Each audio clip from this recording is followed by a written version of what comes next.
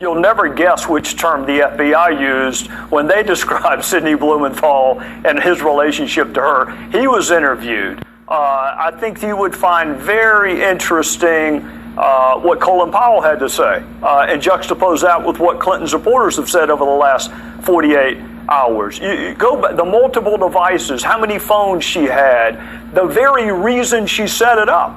All of that proved to be fantastically and I want false. to ask you this. So she also, of course, claimed that she never sent or received classified information. We now know that that's not true. I know you thought it might be interesting if the American people could see who sent some of the emails that she received with the classified information. What do you mean by that? Why would that be so interesting?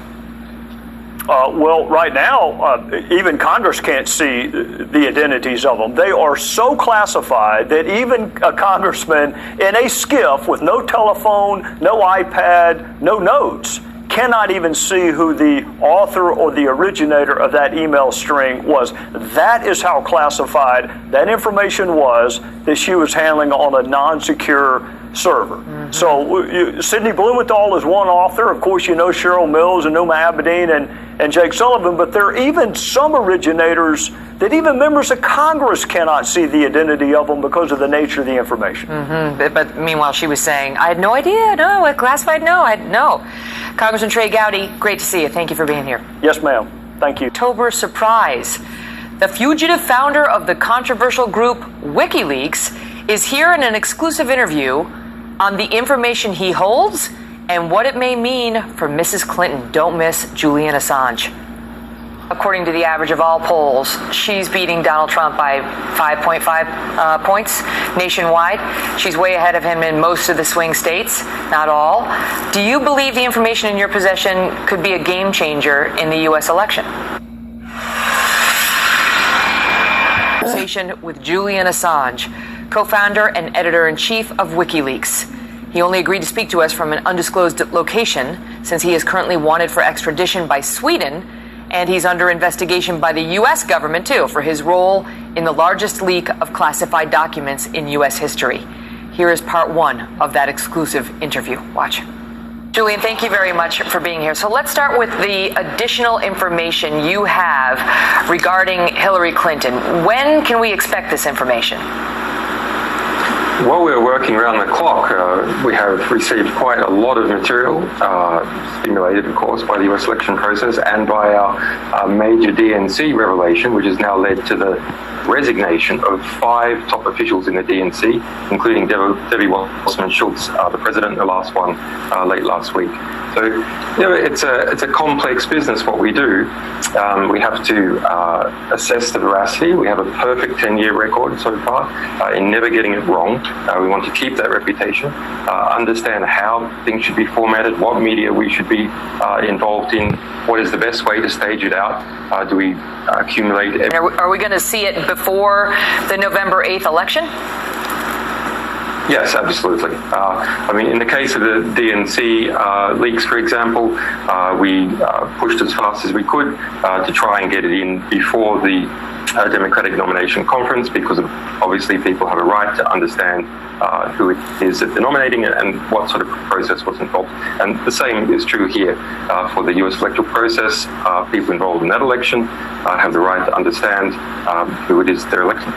Now, you've seen it, right? Can you tell us how significant you believe it is? I mean, compare its significance to what we saw released by WikiLeaks in July. Well, I don't want to scoop ourselves. We have a lot of pages of material, thousands of pages of material. So, no, I have not read every single page. We're hard at work in doing that, trying to understand, etc. I don't want to give the game away, but it's a variety of different types of documents from different types of institutions that are associated with the election campaign. Some quite unexpected angles that are quite interesting. Some even entertaining. Do you right now, according to the average of all polls, she's beating Donald Trump by 5.5 points nationwide. She's way ahead of him in most of the swing states, not all. Do you believe the information in your possession could be a game changer in the U.S. election? I think it's significant. It depends on how it catches fire in the public and in the media. Joining us now, Chris Stirewalt, our Fox News digital politics editor, and Dana Perino, former White House press secretary and co-host of The Five. Part 2 of our interview is with Assange is tomorrow, and wait until you see it. Okay, so this is something a lot of people talk about, which is the October surprise. And despite all the polling we've seen for Hillary Clinton in her favor, whether that guy I just talked to has got the one thing that really could stop her, some sort of a bombshell, that could be a deal breaker for her. Dana, what are your thoughts? Well, he has the gift of understatement in a way, right? This is what you call a deep tease. So he's going to string us along, and I think that Republicans will probably hope that there is something that will make so many Democrats stay home that it depresses the Democratic turnout and that Donald Trump can somehow get to victory that way. I would imagine, given, he said that they worked very hard in order to get the DNC leaks out just in time. I mean, but they did it the night before. Well, he's admitted that they did that to influence. I mean, so they want attention. I'm going to make a prediction that whatever it is that he has will come out the night before the third presidential debate. Oh. Because that's close enough in time to really have an impact on the election? Because she would be forced to answer it on the debate stage. The third debate is the one that everyone pays attention to. I'm not giving Assange any ideas. I'm just assuming that this is what he is thinking. I mean, because that would be, that everybody's going to be watching that debate in particular. It will. I imagine that as these debates go, some people will think Trump won one, that she won the other, and it'll come down to the third one, and we'll have this big, massive story right beforehand, and she'll have to deal with it. The thing is, Chris, and we get into this more with Assange tomorrow, he does not like Donald Trump. He's not a fan of Trump, but he really doesn't like Hillary Clinton at all. And I think he'd be just fine if he released something that hurt her campaign at a critical moment in this contest. What is Hillary Clinton but the embodiment of the American bipartisan national security state? Hillary Clinton is a continuation, a re-intensification of the American national security state that Julian Assange and others as part of this movement detest when it comes to the national security apparatus that is involved in tracking phone calls, that is involved in all of that stuff. But not even that. Not only that, he also thinks that she's a hawk. He's pointed to her, pushing of the policy in Libya and getting Gaddafi out of there and so on, which he thinks is a disaster, and he doesn't like her on a number of levels. Of course, and it stands to reason, because Hillary Clinton would be more of a return to more of foreign policy closer to George W. Bush's. Donald Trump represents a dramatic deviation from American foreign policy to this point, in the sense that he's pulling back. Here's a question for you. I'll ask you this, Chris. Could anything he released, realistically, given his description, it wasn't like he said, I've got a bombshell, you just wait for it, right? It was like, It's quite unexpected, it may be entertaining, it's significant, I don't know. But could it really change the views and the votes in this election? Or are people it's hard to believe that people who are supporting her right now might switch over to Trump. Millions and millions of Americans are going to vote for people in this election that they say they do not trust.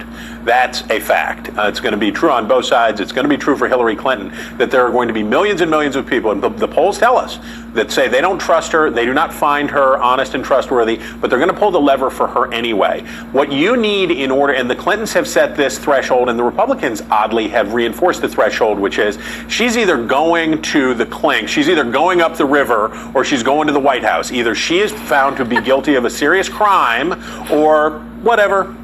Or the clink. The fear is maybe not that they're going to switch from Hillary to Trump. The fear on the Clinton people's part.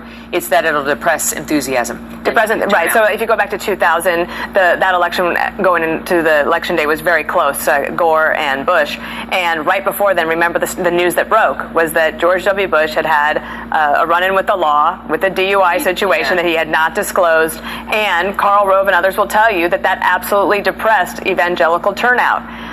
Now, if Trump can get this election closer and it depresses turnout on her side, maybe that helps. Fascinating. Great to see you. You as well, Stirewalt.